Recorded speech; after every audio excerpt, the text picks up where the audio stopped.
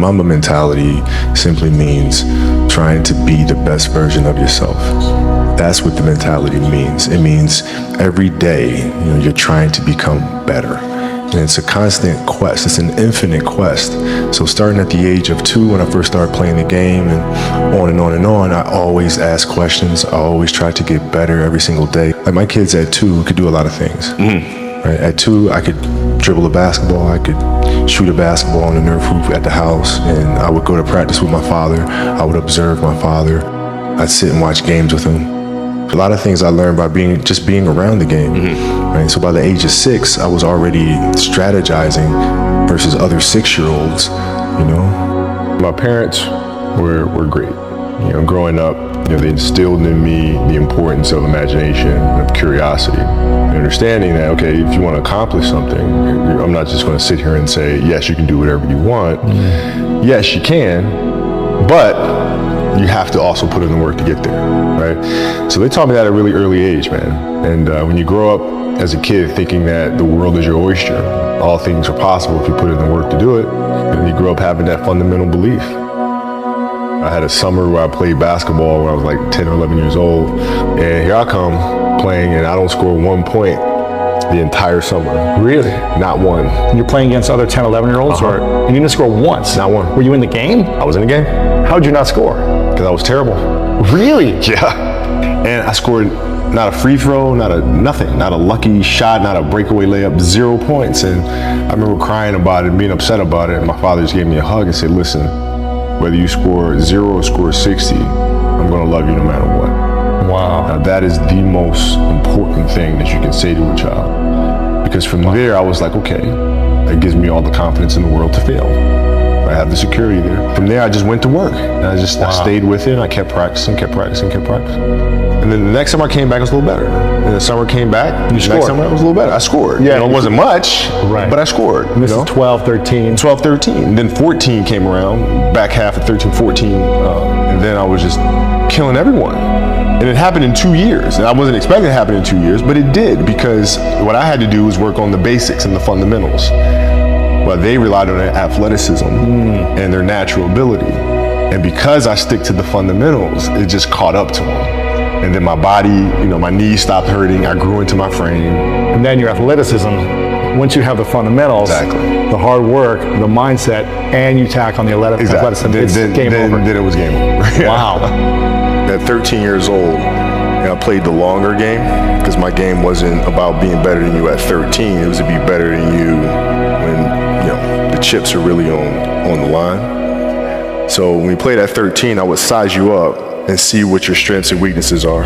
How do you approach the game? Are you silly about it? Are you goofy about it? Are you good at it just because you're bigger and stronger than everybody else? Right? Or is there actually thought and skill that you put into it? Right? And when I'd play to my weaknesses. I wouldn't play to my strengths. I played to my weaknesses. Because when you're playing summer basketball, there's so many games. So there's not a lot of skill work being done. So when are you going to get better? Right? When you're playing in competition situations, you're only playing to your strengths. Why? Because you want to win. So what I would do, I was work on the things during those games that I was weak at. Left hand, pull up jump shot, post game. Right? So I have a strategy. And so then fast forward to when I'm 17 and my game is completely well-rounded, and that player at 13 that I saw at 13 is still doing the same shit at 17, now you got a problem. The passion came from the love for the game. I loved everything about it, like the smell of the ball. You love the smell of the ball? Yes, the ball. The smell of like brand new sneakers, like the sound the ball makes when it hits the ground. Sneakers in the gym. Yeah, the ball going through the net, like all those things I love. And so the passion comes from that, because once you have that love, you just want to be a part of this thing all the time. So when you think about the greatest players of all time, 80% of them have God gift, natural talent, ability, body. Fact. Right? So Jordan, 48-inch vertical. You have Shaquille O'Neal, right? In Magic, 6'9" point guard with vision. Kobe, standard. If I give you 6'6" and then took every 6'6" guard in the NBA and NBA history, you would never find him, right? You would never find Kobe because he didn't have big hands, right? He wasn't quick, he wasn't fast, 38-inch vertical. And what he did with that body, it's like you took a S500 and he was pushing it like a Bugatti. That's what we look at. We look at the normal person fighting gods. Yes. When I was in high school, I used to work out with the 76ers. I used to ask them, what's it like to guard Mike? They go, Mike? You mean Black Jesus? I'm like, what the Black who? Oh, we call him Black Jesus. Or you can call him Black Cat. I'm like, I'm gonna call him Mike. That's his name. So the level of fear that he inspired in others was insane. And I would tell him, I said, when I face him, we're gonna go at it. He says, oh, you don't wanna do that. I'm like, what? Man, you don't know me, man. And so when we matched up, I think he understood that. And you know, when I was 18, my first year, he got the best of me a bunch of times. I was right there the next play. You're not intimidating me, I'm not going anywhere. And I think he saw that level of respect, because I think he was the same way at 18 years old. And that common bond is what I think, where our connection was built. What Kobe Bryant was to me was the inspiration that someone truly cared about the way I played the game or the way that he wanted to play the game. He wanted to be the best basketball player that he could be. And as I got to know him, I wanted to be the best big brother that I could be. If you play every single day, 2-3 hours, every single day, over the course of a year, how much better are you getting? Most kids will play maybe an hour and a half, 2 days a week.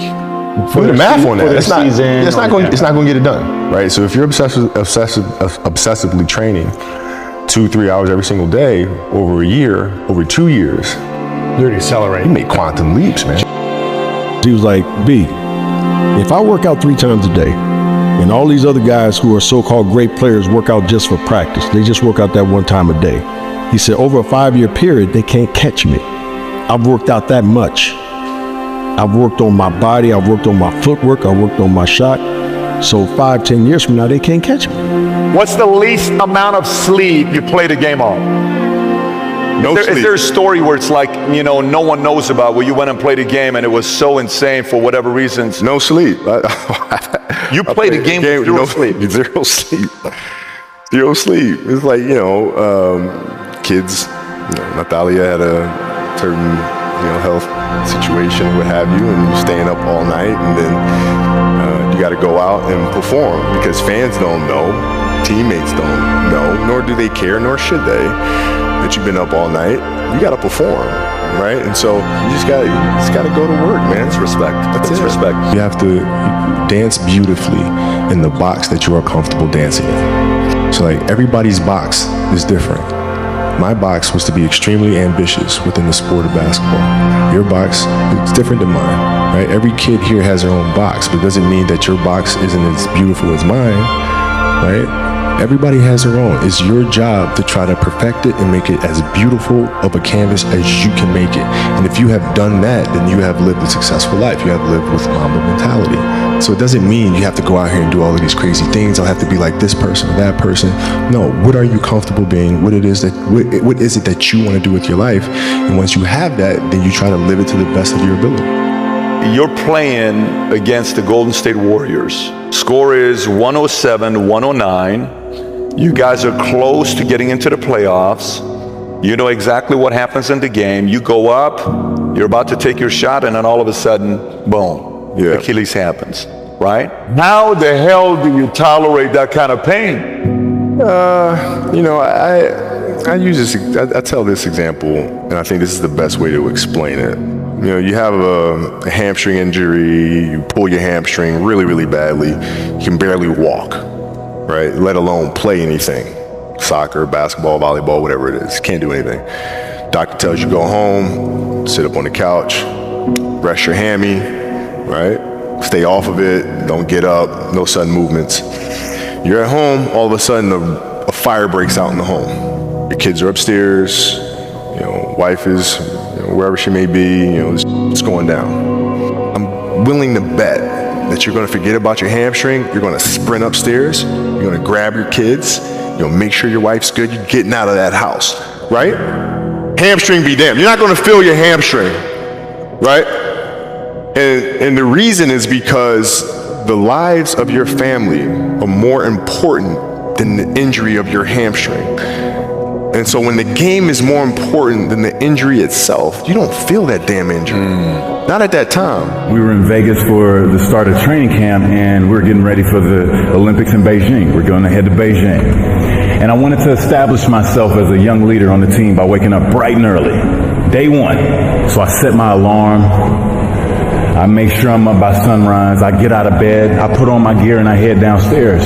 But when I get there, Kobe's already there with ice packs on his knees, drenched in sweat. Now, it took me a minute to figure it out, but this guy wasn't only awake before me. He had already worked out. He had just played in the finals days earlier. Meanwhile, I'd been off for months and I was still exhausted. What he had done that morning was incomprehensible to me. That dedication he had only days after falling short of an NBA championship. That taught me something I've never forgotten. Legends aren't defined by their successes. They're defined by how they bounce back from their failures. You got a lot of people paying their hard-earned money to come watch you perform. It's your job to be in shape. It's your job to be strong enough to perform at that level every single night. And as a competitor, I'm not ducking shit. Like, it's not, oh my God, my back hurts, I'm sore, we got to play Vince Carter and Toronto Raptors tonight. We actually had this happen. We had a game against Toronto in 2000, and Vince was tearing the league up. My back was jacked. But like the perception of that, like what? Kobe's missing the game against Toronto and Vince Carter because my back was really spasming. But people will be like, what? Oh, he's ducking Vince. Excuse me? No, I don't think so. So I would be in the layup line like, okay, there's a lot of days where, you can rest and recover. Today ain't one of them. Your back can bother you any other day. That shit ain't bothering me today. He gonna have to see me today. Yeah. Oh, man. Yeah. I think the best way to prove your value is to work, is to learn, is to absorb, to be a sponge. You always want to outwork your potential. As hard as you believe you can work harder than that. And that's what I tried to do when I first came in the league. But, basketball is such a direct competition sport that me coming in at 17, I hated when, like, my teammates would say, I get hit with an elbow, right? Shaq would hit me with an elbow in practice. And, like, Nick Van Exel would come up and say, are you okay? I'm like, what? Mao, are you okay? What the hell's wrong with you? So like I always had that extra chip on my shoulder. So like every day in practice for me was really trying to annihilate everybody that I was playing against. Because I wanted to prove you don't need to babysit me. Like I'm fine, You want things to be as perfect as they can be. Understanding that nothing is ever perfect. But the challenge is try to get them as perfect as they can be. Mm-hmm. And what can you do? It's in your control. So control what you can. You've had one of the most incredible careers, arguably of all time. Made all the money in the world. Got a freaking Oscar now. You've got all these other things happening, and yet you're still waking up, or at least you're in the gym at 4 a.m. working out, and you just turned 40, right? Why still wake up that early and train at this level in your life right now? Well, I mean, there's several factors for that. Like when I first retired, I let myself go a little bit. Really? You got a little? Oh yeah. A little chubby life? It was awesome. And then the challenge was, okay, can I get back in shape? Oh. And it's really hard because there's no end goal. There's no game. There's no season. There's no. Right. So how do you motivate yourself to do it? How do you? And so for me, it was like, okay, I have to aim for something. So I said, I want to aim for size. I want to aim for bulk, right? So that's a tangible thing. I'm going to go for that, right? But then also, it's my children, because your kids can't see how hard you work. You go to the office, I come into the studio, they don't really see the effort, right? So how can we teach our children what it means to work hard? Well, you do it through training, right? So when I get up in the morning, my daughter goes with me. 4 a.m.? 4 a.m. My 15-year-old goes with me. Through that process, she understands the value of hard work. What's your definition of greatness? I think the definition of greatness is to inspire the people next to you. I think that's what greatness is or should be. It's not something that lives and dies with one person. It's how can you inspire a person to then in turn inspire another person that then inspires another person. And that's how you create something that I think lasts forever. Yeah. And I think that's our challenge as people, is to figure out how our story can impact others and motivate them in a way to create their own greatness.